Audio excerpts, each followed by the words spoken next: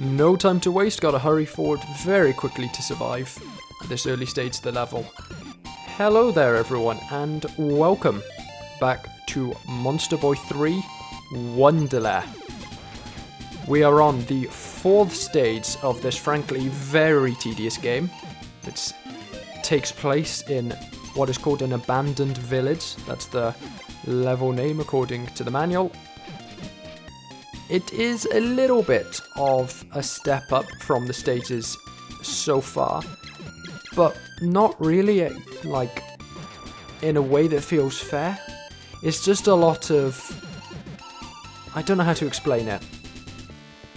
It's a lot of just needing to know where things are in advance and hoping to get lucky with some things. There are a couple of places where it just feels like the game's expecting you to take damage and there's not much you can do about it.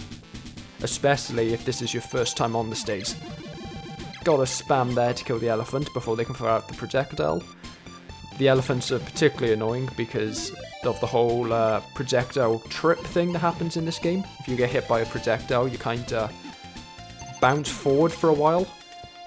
It's particularly annoying fighting certain enemies. Okay, we are good for this bit.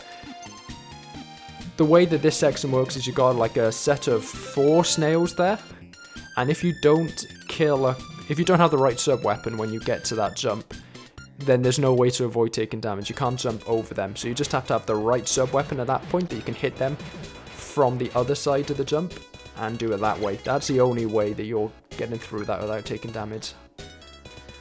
Don't love this area, to be honest. Trying out a slightly different strategy than I usually do. I usually hide in the corner and try and take out the lower row to avoid taking damage that way. This time trying out by going forward a bit more. It's working pretty well, to be honest. Probably working better than anything else. And we have made our way to the boss of the level. This is Buzbee. Where all of the bees we've been avoiding through the rest of the level have come from, seemingly. It's the first boss fight in the game, I believe. Yeah, it should be. First boss fight of the game to have 2 phases. Unfortunately, neither of them are particularly interesting. The first phase is like this. We've seen this already. It's what most of the bosses in this game have been like. Just sit there and fires enemies at you. If you get hit by any of them, you die immediately. But the second phase comes out, the queen bee comes out, and they just circle around and fire out projectiles at you.